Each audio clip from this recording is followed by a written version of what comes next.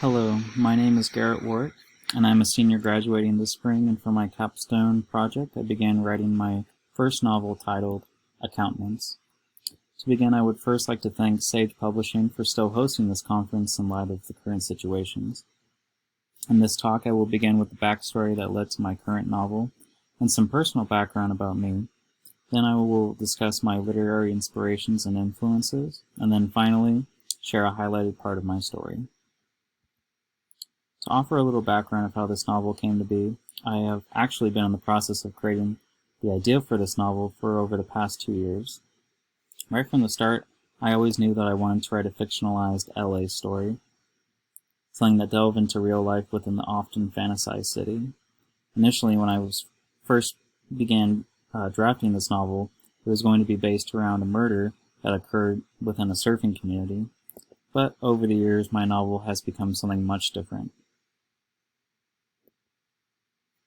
So first, a little information about me. I'm originally from Elk Grove, California, which is just south of Sacramento, but I've lived all over Northern California from Redding to Fresno.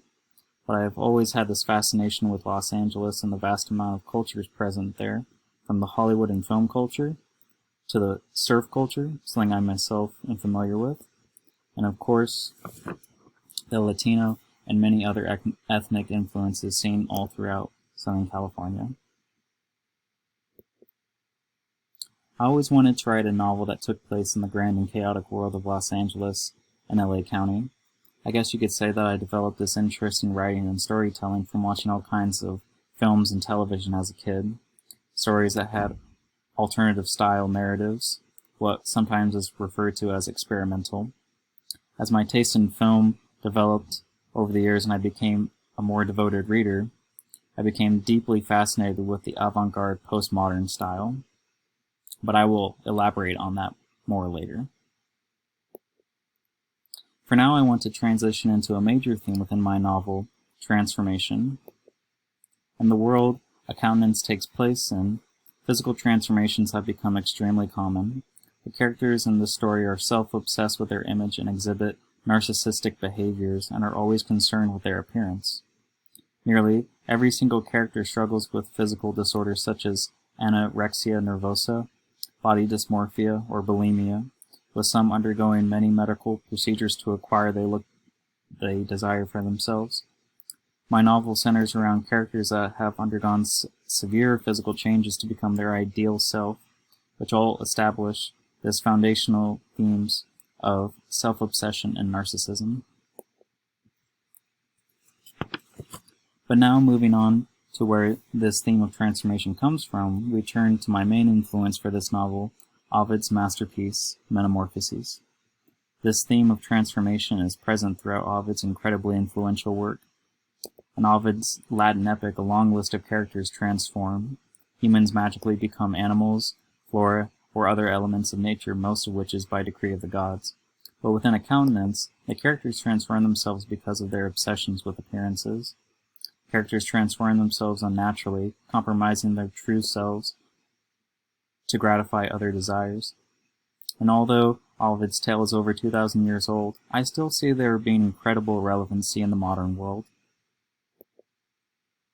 Now we move on to a story within Ovid's epic that influenced my novel, the story of Narcissus and Echo. The two titular characters of the story were the inspiration in creating the characters of Nicholas and Ira, although their story in Accountants differs in many ways from the one in Ovid's tale. This is first and foremost only inspired by the myth, but not a direct recreation of the story. Accountants is not a story of love and desire between two people, but of a different kind of relationship, one that does not literally end with the male figure falling into water, thus drowning from seeing his reflection. This is a story where the protagonists of my story, Ira and Nicholas, transcend the famous metaphor in only the truest sense. Their stories collide only when opportunity arises. Two theorists that have influenced my novel are Jean Baudrillard and Laura Mulvey. Particularly, Baudrillard's theories on simulations and the hyperreality that is generated from media platforms such as television and entertainment industries. and the other being Mulvey's theory of the male gaze, both of which were influential in creating the society that I depict in my novel, where film industry / marketing agencies have taken advantage of the public's perception of women and showcases a bright, beautiful future for those that indulge in the fantasy that they create. But as the characters find out in the story, these realities are nothing at all like what they seem to be. Coming back to those postmodern influences that I mentioned earlier, some major inspirations that have inspired the story of Accountants has been David Foster Wallace's Infinite Jest, William Gaddis's The Recognitions, and the film Mulholland Drive by David Lynch. Infinite Jest was one of the first novels that I ever read that inspired me to write fiction, because having seen what Wallace accomplished with his novel, I understood that there were possibilities in literature that I never knew existed.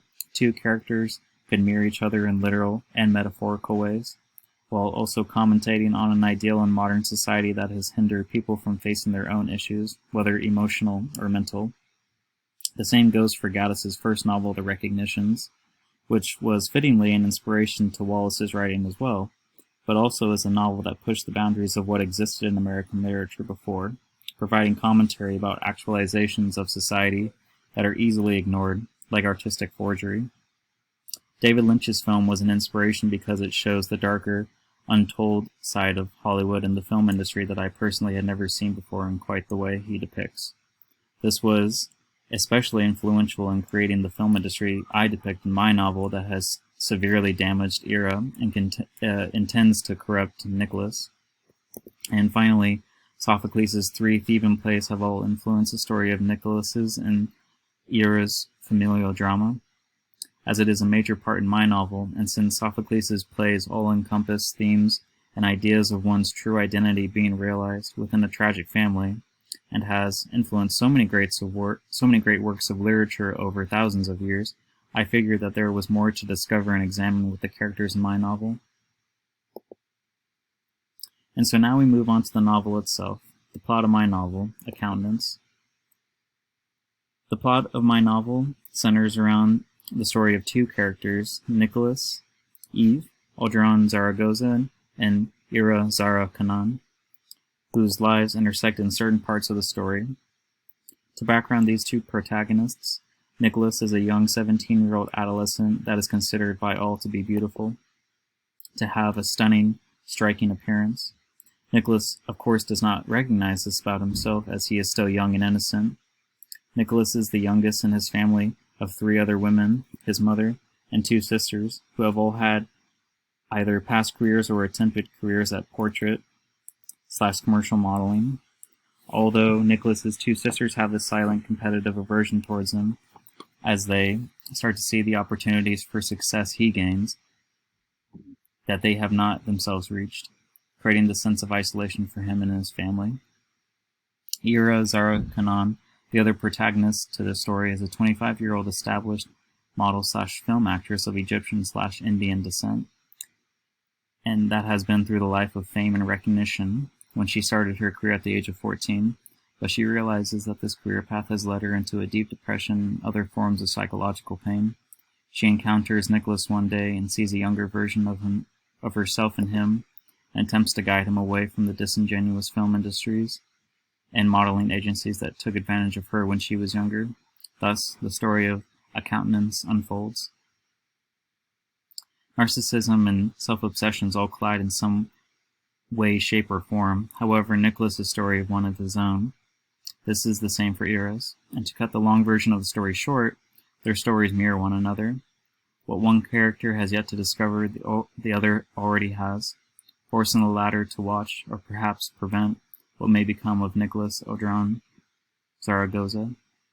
But my novel encompasses many other different stories and characters that struggle with similar mental and physical discomforts, depression, and isolation that stem from their self-obsessive behavior, connecting them all to Nicholas and Ira's story, similar to how Ovid's Metamorphoses is configured of many different stories connected by foundational themes.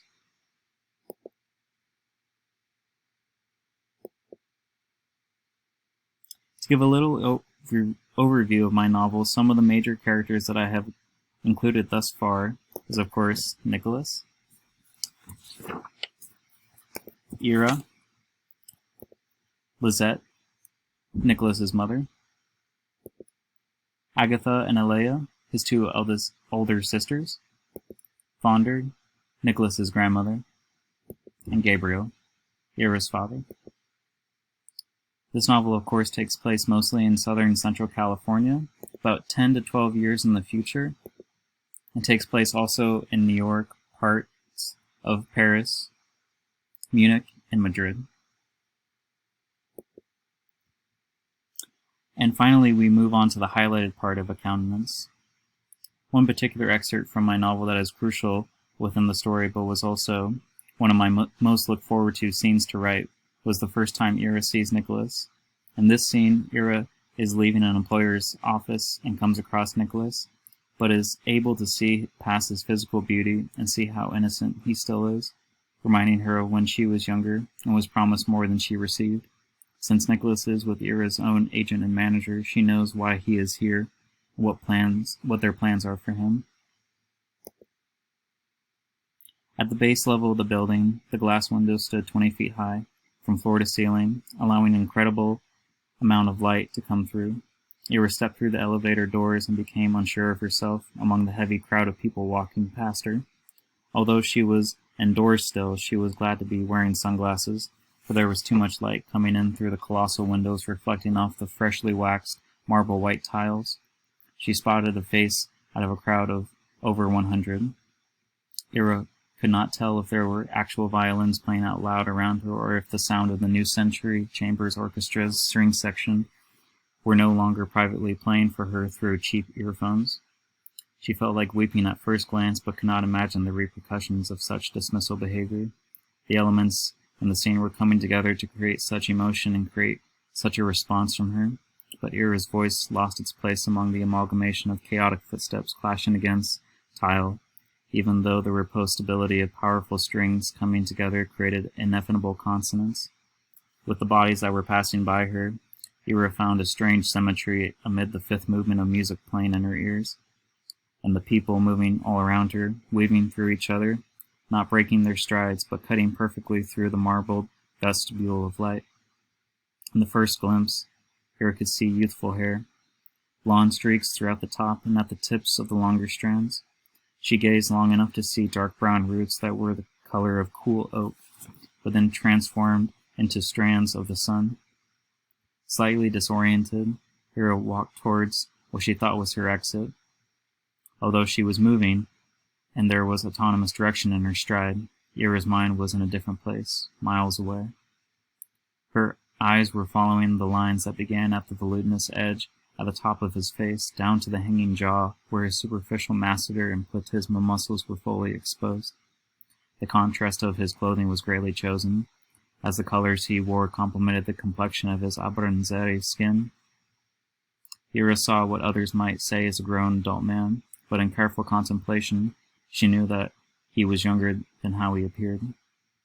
Though this young man's height made his age appear greater than it is, an easy 6'2", 6'3", Ira estimated. His youthful smile and countenance silently expressed the look of someone who had not one clue on how to act in such an environment. To be naive is to be unaware, and therefore content, so Ira used to think. But what costed her so much agony was the same countenance that one, Nicholas, expressed openly for others to profit from. He was a child, as a matter of fact. Not that Ira knew for certain, although Ira estimated that he was still a late teen, but under the age of 20. She was correct, as Nicholas was a newly turned 17-year-old and therefore a child. Only a child, Ira thought to herself. Ira's movements halted for a moment against one of the rounded columns within the copious vestibule. Her hands tremored, and she could not begin to think why. Thus concludes my presentation.